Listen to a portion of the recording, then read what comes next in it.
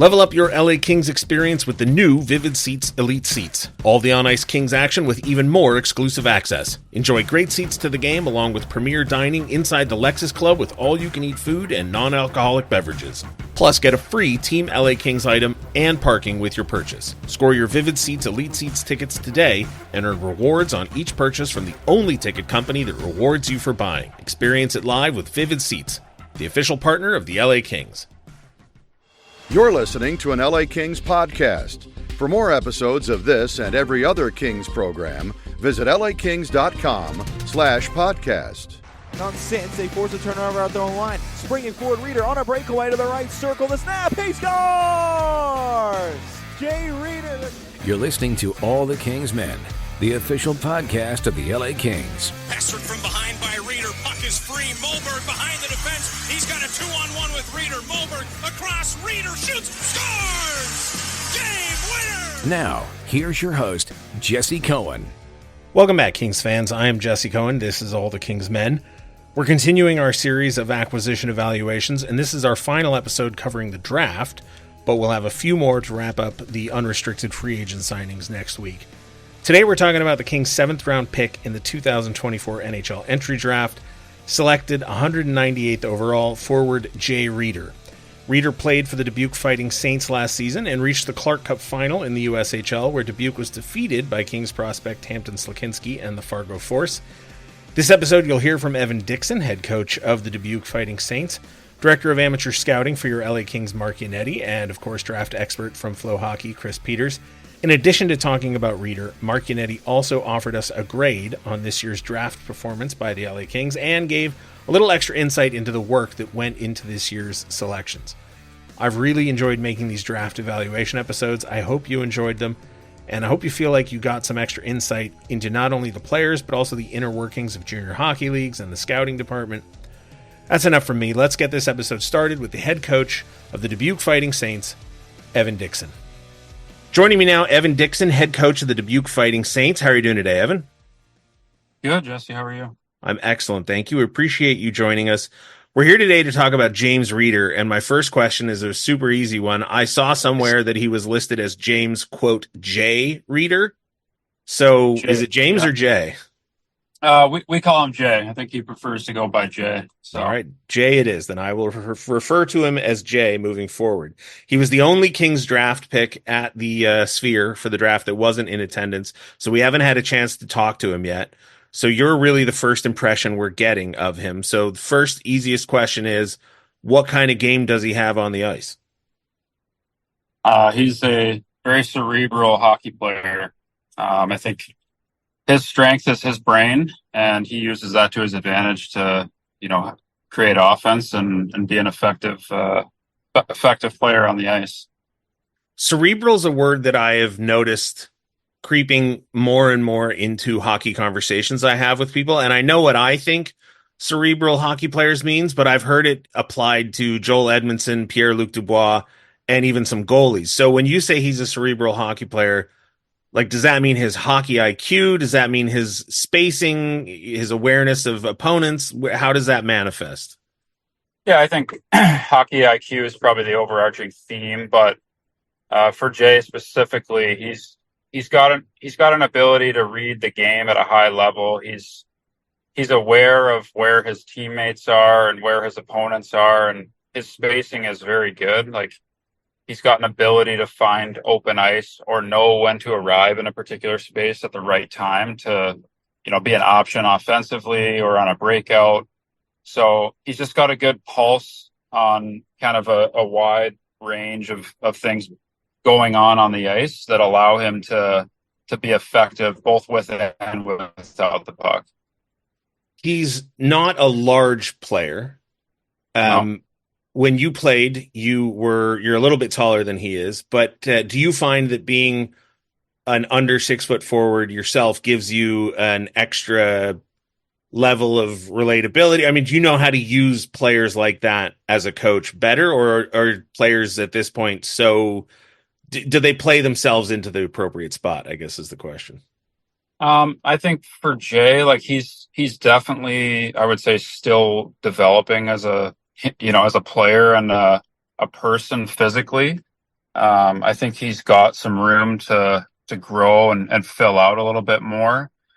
At his size, I think, as a smaller, maybe slighter type player right now, that's how he's kind of been able to get by, is with the intelligence level that he has. I would say it's superior to a lot of his peers. So that's kind of allowed him to be even more effective as maybe a player that's not 6'5", 200 pounds, a force to be reckoned with on the ice. And I think it's allowed him to adapt to that style of game where he's using his brain, and standpoint of his size right now, it's actually allowed him to develop more of his hockey IQ and not rely on his physical ability so much at a younger age. I'm going to read a scouting report of him and ask you to gauge the accuracy.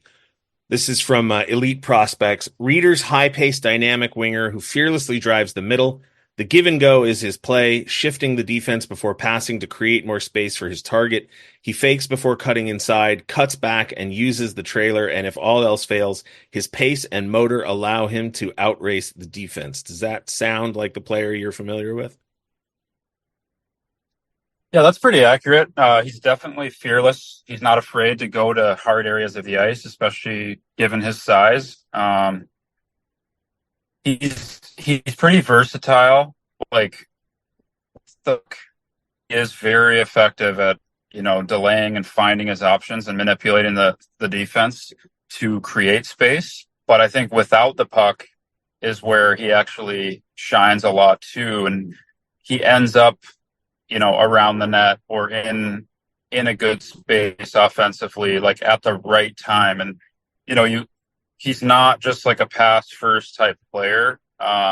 He plays really well without the puck, and I think that's something that maybe is underappreciated about him. Last season, or 2022-23, he had 34 points in 61 games. 2023-24, he had 60 points in 53 games. What's the next leap in his game? What does he have to work on to make a similar leap next season?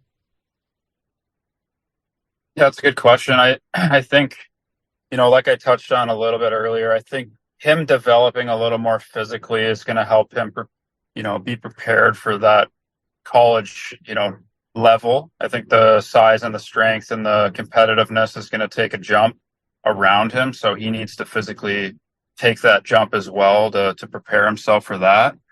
I think he could improve maybe something like his shot to be more of a threat offensively. But I do think that if he can build a little bit of strength and put on a little bit of weight this summer, his hockey IQ and his ability to kind of read the game is going to allow him to take that next step or continue to be effective at the next level. My understanding is that he's committed to Denver for next year. If Yep. you and I reconnected 7 years from now, and I told you Jay Reeder is an NHL player, what type of player do you anticipate him being in that scenario?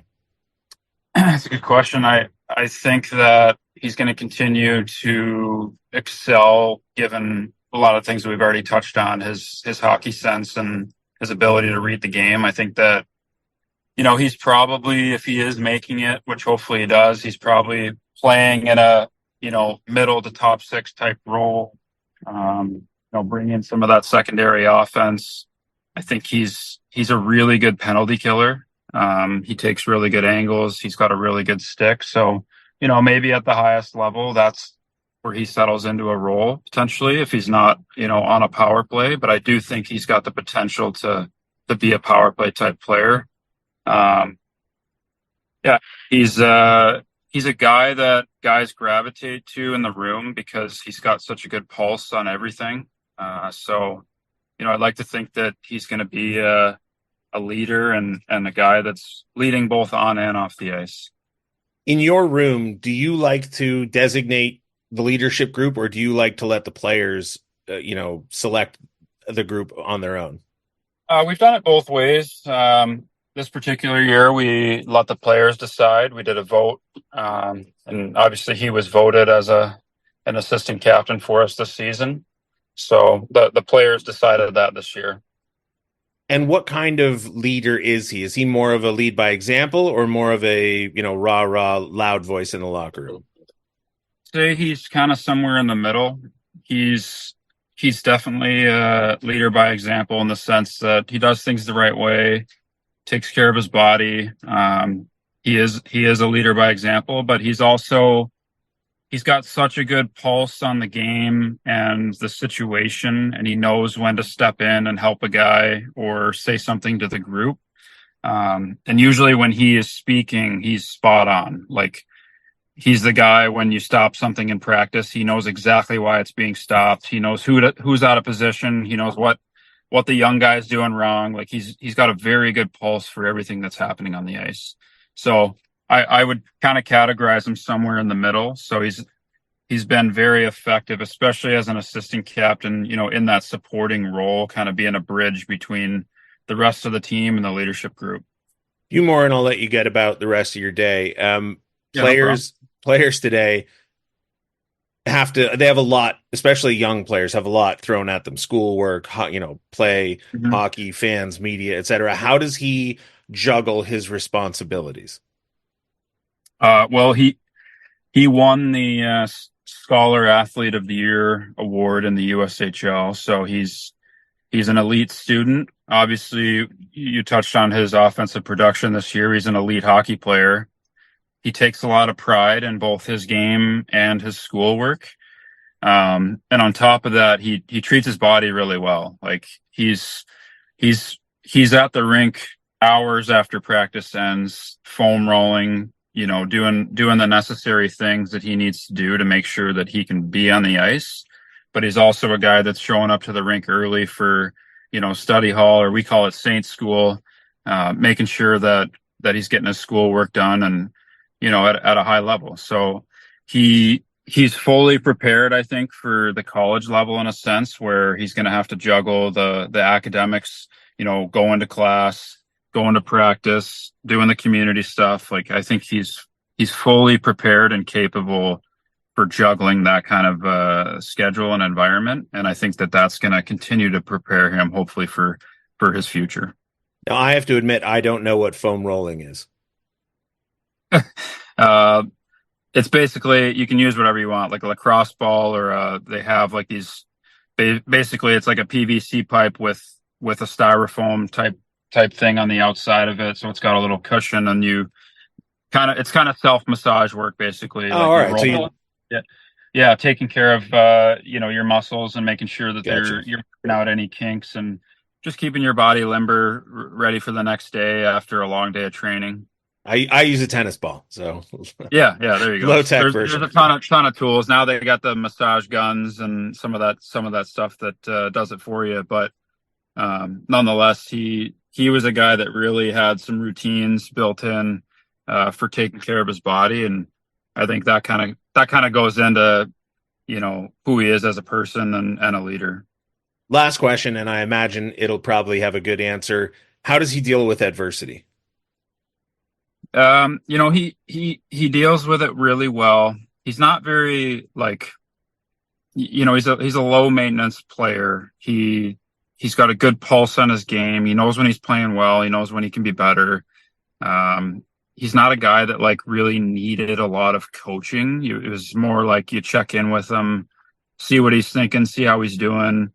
You could tell when there was areas of his game he wanted to improve on, because that's what he'd be focusing on. Like, after practice, he'd grab a pile of pucks and work on something specific. And so, he had ups and downs throughout the year for sure. And I think when he was going through maybe a down period, you could see him buckling in and working on the little things after practice. And it never really wavered, in his personality or in how he was with the guys. So, overall relatively calm and composed, and just did what he had to do to get himself through any kind of adversity they might have been going through. Evan Dixon, thank you so much for our first look at Jay Reeder. Appreciate your time. Thanks a lot, Jesse. Appreciate you having me on. Joining us now, Director of Amateur Scouting, Mark Yannetti. How are you doing today, Mark? Doing well. And featuring Zach Dooley. How are you doing today, Zach? Jesse, I am great. We're here to talk about James Reeder, and first things first, Mark, we discovered that he prefers to be called Jay. Were you aware of that? I was not. All right. Well, Jay Reader. I just refer to him as Reader. I always talk about guys by Fair their enough. last name. It's easier. So size has been a theme. We've talked about the 3 draft picks the Kings made before. Jay Reader. Jay Reader, fair to say, Mark, an undersized forward. Yeah, I mean, if he's 6 feet tall, we're not getting him in now we're talking about a 4th round or a 3rd, maybe even a 3rd round pick. Is he that talented then? Yes, I mean, but it's the accumulation of offensive or skill based elements. He's a good skater, but he's not really. As I said, first, if he was a 6-footer at this size, his skating would be considered very good. But his skill is excellent. His sense is excellent. There's creativity. So sense can be broken down a whole bunch of ways. We use sense as a catch-all. He's got the hockey IQ, which is different than creativity, which is different than deception, which is different than vision. So he has all of that, maybe deception to a lesser degree, but the other ones, the vision, the creativity, and the hockey IQ, those are the things I like best about his game. The tools he has gives him a versatility. Like during the season, he's a very complimentary guy. He's a pass first guy. He's a vision guy. He makes plays. He's a playmaker. And then again, he's got some secondary ability to score himself. But in terms of mindset and role, he was a complimentary guy. But then you go to the World Junior A Challenge, and it's funny. I don't know why. I think on that team he would take an even more backdoor setup role with all the higher end prospects and players on that USHL team.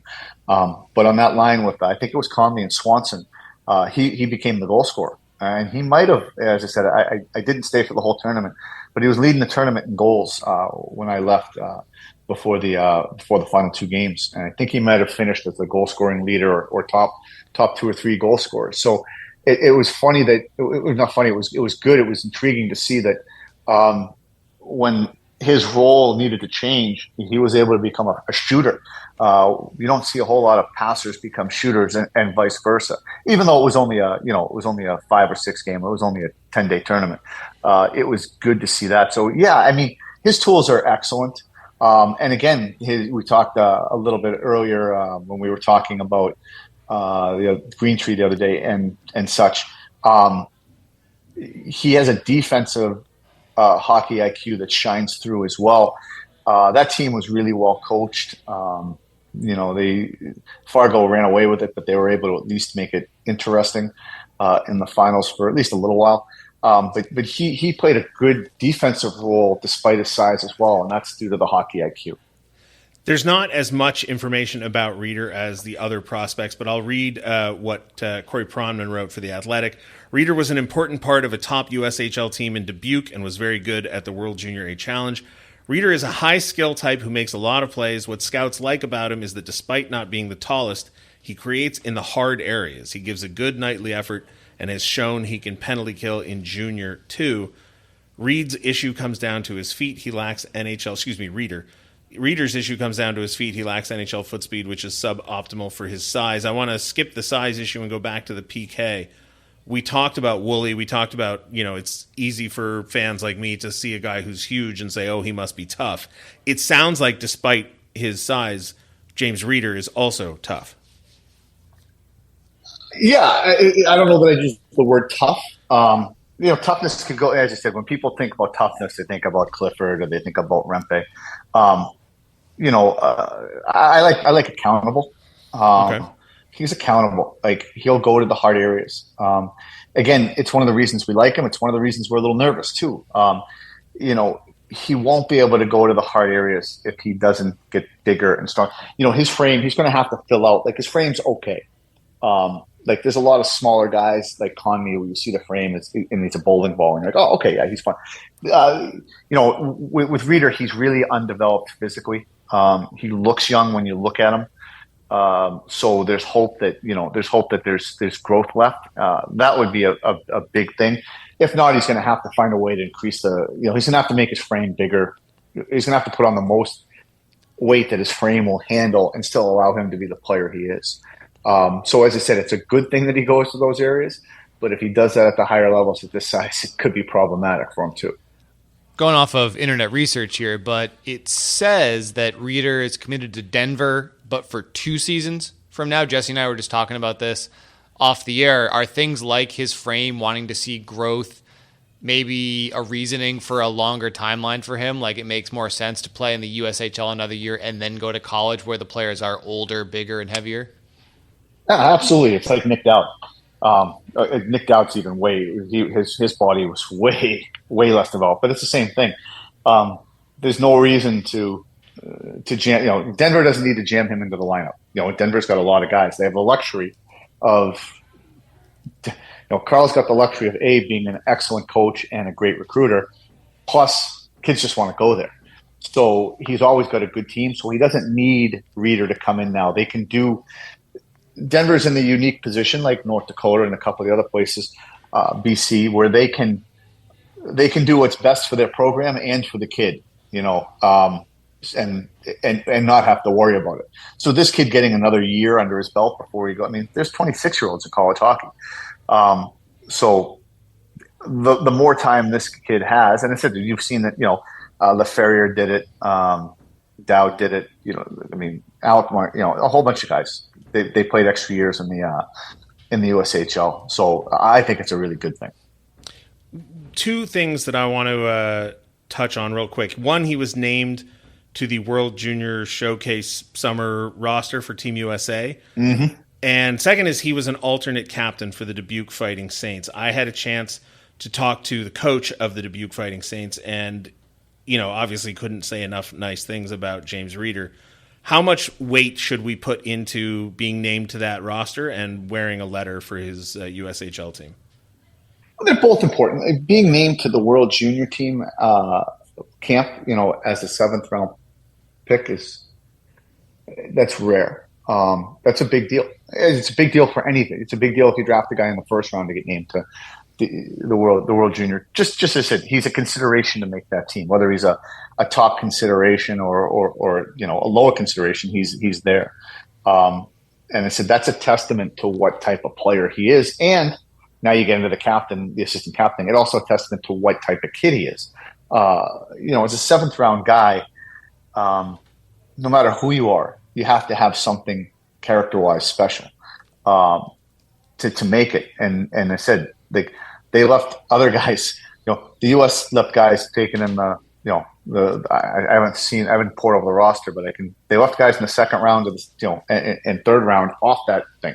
So as I said, it's a really good thing. It's a nice recognition of him as a player and a person. But as I said, it's a nice thing. I me's plenty of guys that don't play in the World Juniors that have high level NHL careers.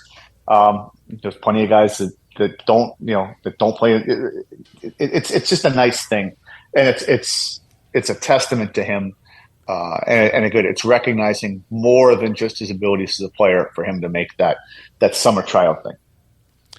Talking to Evan Dixon, head coach for the Dubuque Fighting Saints, talking about James Reeder, he shares something in common with Carter George, another player you guys took in this year's draft, and that is he won the Scholar Athlete of the Year award.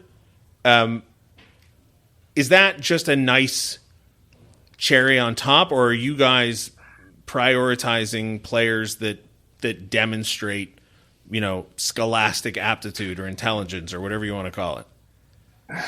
Listen, it's always good if you're intelligent, right? But no, it's. I don't want to diminish it because again, it goes. Being a scholar athlete, he's an assistant captain. He's good on the penalty kill. The coach said that he's the type of guy that I use the word accountability, use the word toughness. You know what? If you go into those hard areas, that eventually you're going to get it. It doesn't matter who you are. You could be Lindros and you're going to get it at 6'5", and you could be Korea and you're going to get it at 5'10". So it tells you what type of all these little things add up. He's an assistant captain. He's a very good penalty killer. He's got good defensive IQ, which translates to accountable defensive play. You don't see that as much in young kids. And he's a Scholar Athlete of the Year. So it shows you some of the foundations of his character. And that matters. Especially it matters in the building blocks that you see that it's a cumulative thing. But without naming guys, there's a there's a lot of high level dummies in the league. So that's a t-shirt right again, there. No, I'm not. I don't mean that in a dismissive way, because it's not. Dean and I used to talk about this: education versus intelligence. That's another thing too. There's a lot of guys there's a lot of guys that I grew up with that people would call, as I said, I use the word dummies. I'm not trying to be disrespectful. They're the quickest guys I ever met. You ever say something in front of them? They jump on you. There's education and there's intelligence. So I'm backtracking from my dummies thing comment, but education intelligence isn't necessarily something you need to excel in sport. Can I pivot my question away from intelligence then and say, does it reveal character that he does all these things? I think so. As I said, it's a cumulative thing. If you saw just one of them, I think it's easy to dismiss. If you see two of them, it's at least there. And if you see three or four, now it's a trend. Now it's the foundational makeup of his character. So, I think, as I said, and the further you go down in the draft, the more important character becomes. Whether it's drive, whether it's toughness, whether it's will, mindset, whatever that is. To be one of the 1.7% or the 1.5% of seventh round picks that plays 200 games in the NHL, there got to be something else there. And there's got to be something that pushes you not to give up, that pushes you. Again, he's got to push himself ahead of 200 players. And that's just this draft. Now you go 5 years into his development curve, that's 1,000 players he's got to push himself ahead of. So I think it's important. I do. But it could be other areas too. It doesn't necessarily have to be scholar. It's that, it could be something in the community. It could be he was captain of the Helenka team. He was captain of the World Under-18 team.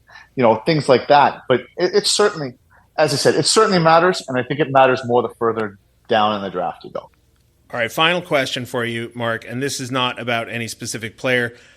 As the director of amateur scouting, how would you grade the Kings' performance at the draft this year?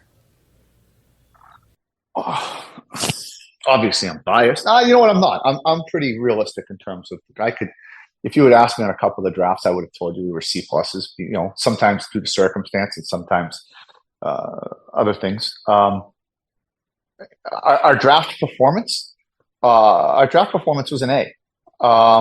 Now, draft performance means reading the draft and knowing where we had to be to get Greentree or a player in his area. Doing the work to be as certain about that layer being there at 26 as you could be. As I said it before, that's the first time Rob's been willing to move back in the first round. I've been an advocate of moving back in the first round since 2007. It's just, as I said, it's more of and I learned from some of the NFL guys that I got to meet early. I was fortunate enough to meet with Scott Pioli and the Patriots guys. I was fortunate enough to meet with some of the San Diego guys.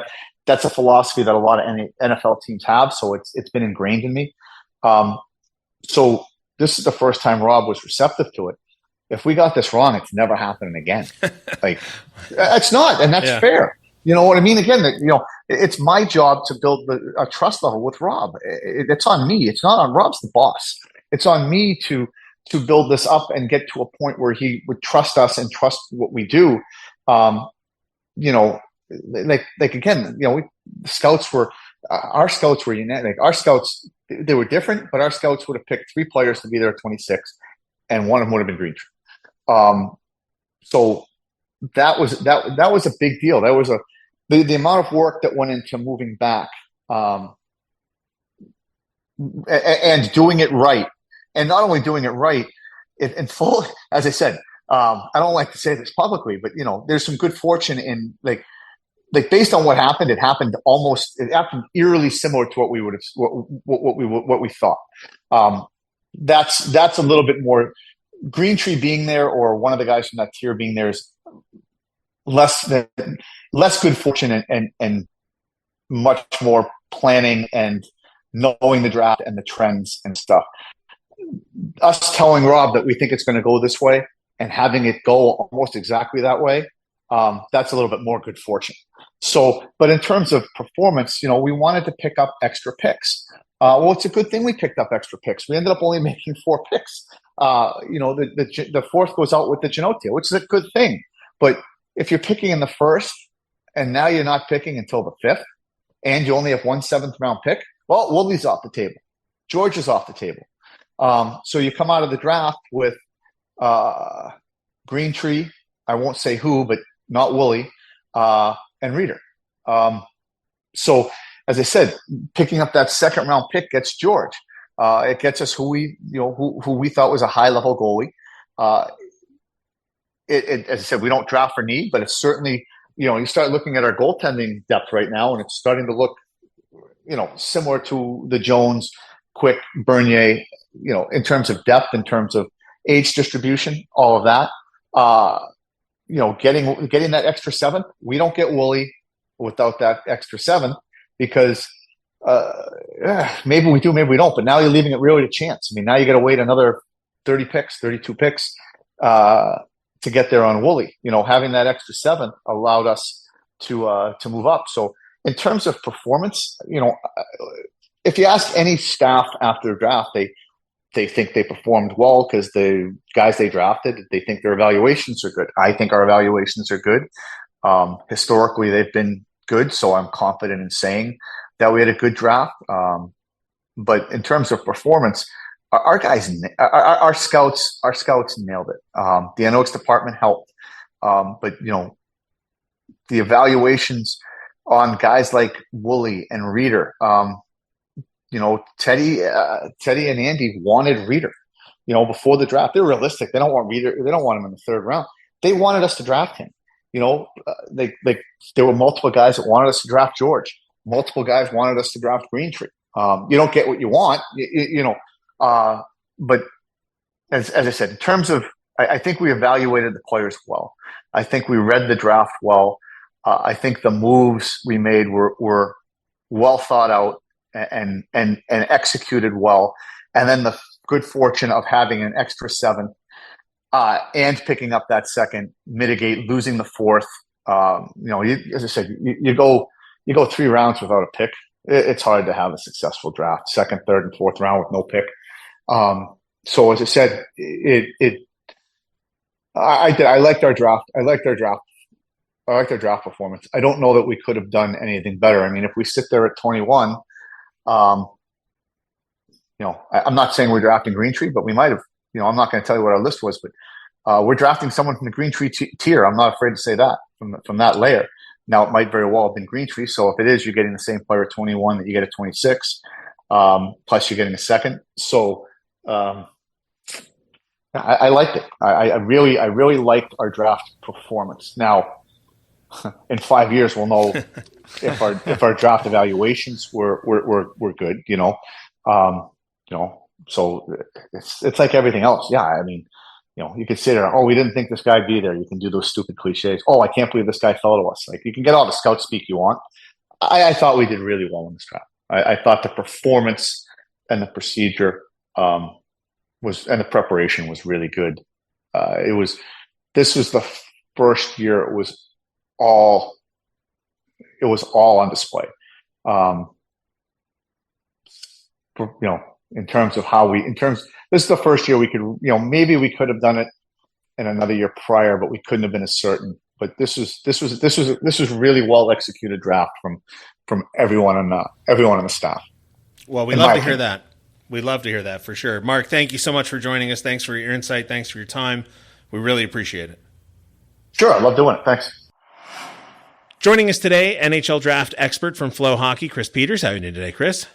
Jesse, I'm doing great. Great to be with you guys today. And featuring Zach Dooley. How are you doing today, Zach? Jesse, my phone is at 86%, so I'm ready to go. All right. Well, my laptop's at 16, so hopefully we get this one out. Chris, we're here today to talk about James Reeder. First of all, we learned that he goes by Jay. He prefers Jay Reeder.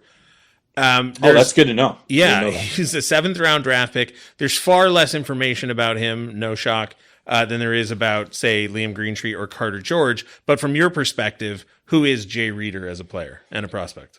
I think he's a good all-around player. You know, he's not a big guy, but he's competitive and he works. And so his work ethic and his speed and those things are very important to his game. He played in a system at Dubuque that I think they might have had the most draft picks of any USHL team last season. And that's not a mistake. They developed a really good team, and he himself developed more into a higher end player. Now he was a guy that was, just past the draft cutoff the year before, and so he's a late 05. So but he's also this player that came into his own in the USHL last season. He had 60 points in 53 games, and I can't, the USHL is a very difficult league to produce in. On top of that, he stood out in a lot of the games, and Dubuque went all the way to the final, and he was a major part of that, because not just because of what he did with the puck, but what he did away from the puck as well. And so this was a player that developed, that certainly is on a higher trajectory because he's 5'10". That's a big reason why he's a 7th round pick, just inside the top 200 picks of this draft at 198 overall. But look at where he's going to school, where he's committed. He's going to the University of Denver. The most recent national champion. They have a type, and he is their type. And that is the work ethic comes before the skill, and everything else follows. And that is what I feel like we've seen with Jay Reeder. Sorry, Jay. You don't see very many guys picked in the 7th round invited to Team USA's camp in his draft year. Does that say something too about how he's kind of regarded in those spheres, that a player who doesn't have that first round status, like many of these guys do, is in that mix? Yeah, I mean, I think it's because USA Hockey believes there's a role that he can play. And it'll be down the lineup. And maybe he doesn't make the team, but in the end, I think, they invited quite a few guys from the USHL this year, which I think is, directly from the USHL, where there's often more guys directly from college. I think that because he played on a team that played so many big games, and he was a factor in so many of those big games, that's another reason to bring him in. So I think that, I'll be going to the World Junior Summer Showcase. He's among the players. There's a lot of guys that I was like, how are they going to fit? Where are they going to fit? He, to me, feels like he's more defined among those players, where it's like, okay, this guy can play on our 3rd line, our 4th line, and then, like, if everything goes well, maybe all of a sudden he's on our 2nd line. You just don't know.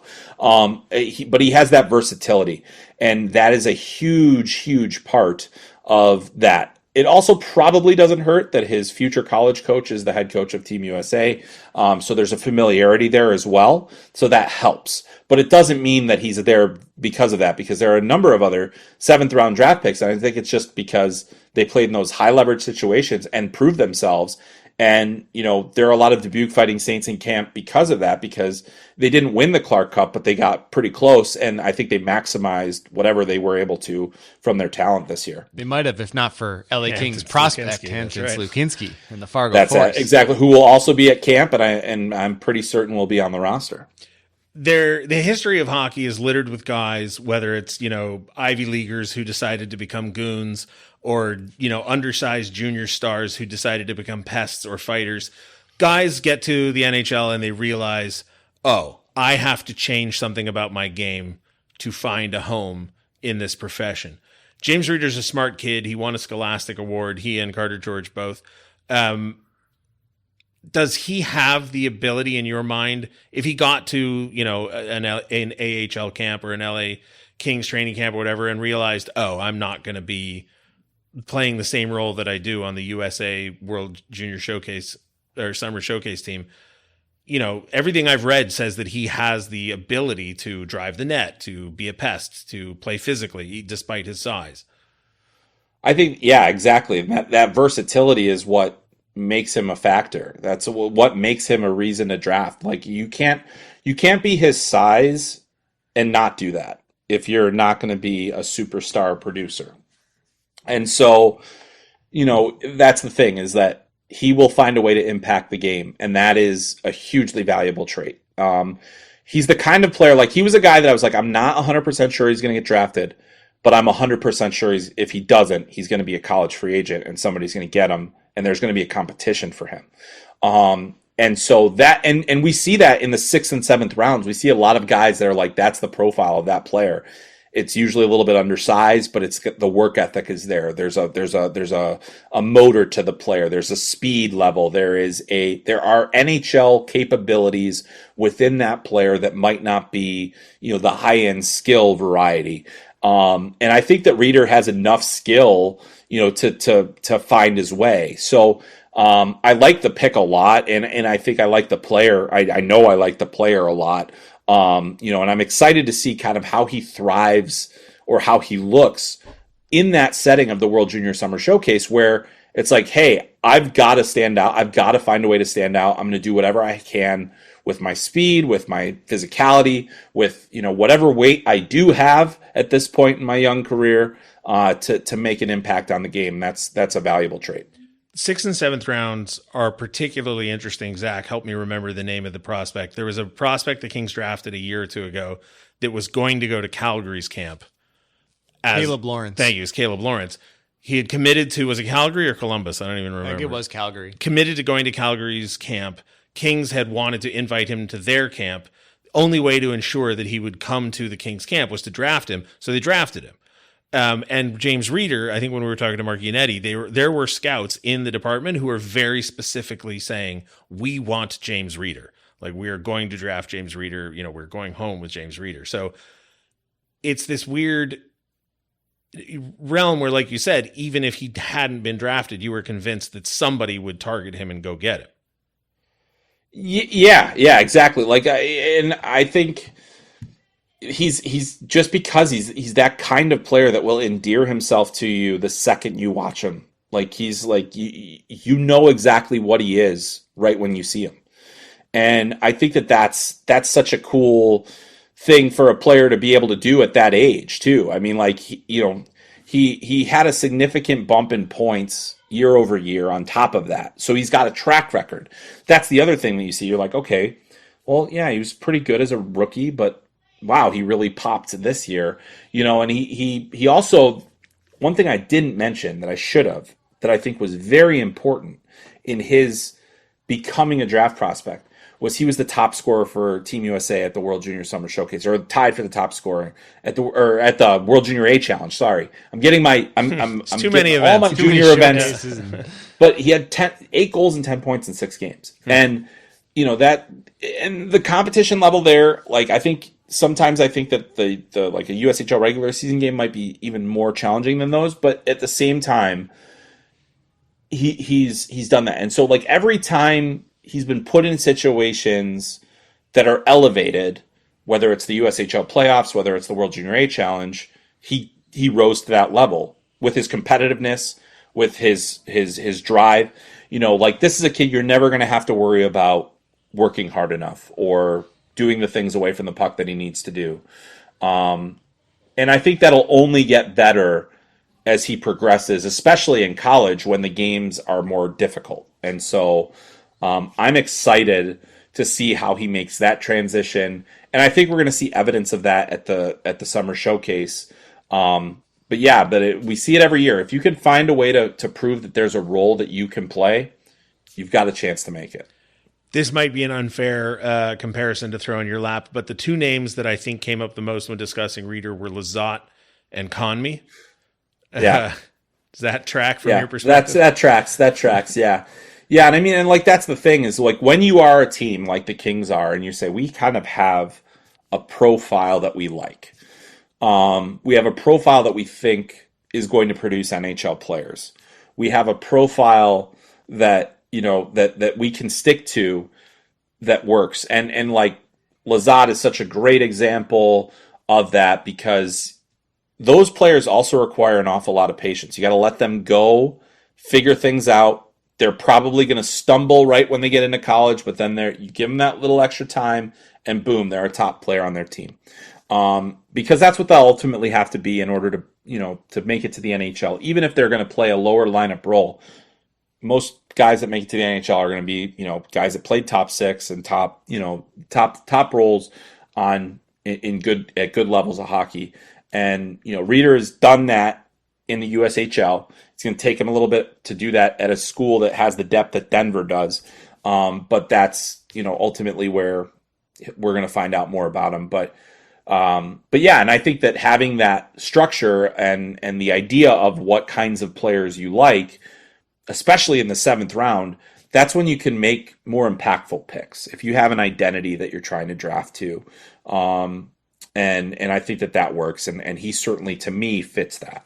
Well, the Kings certainly have a good track record of drafting in the later rounds, so hopefully that continues. Chris Peters, thank you so much for your time. We really appreciate it, and I'm going to let you go enjoy the few days you have off before the next yeah, 2025 event. Draft season begins now. So, yeah, thanks, guys. Great to be with you. Thanks, Chris.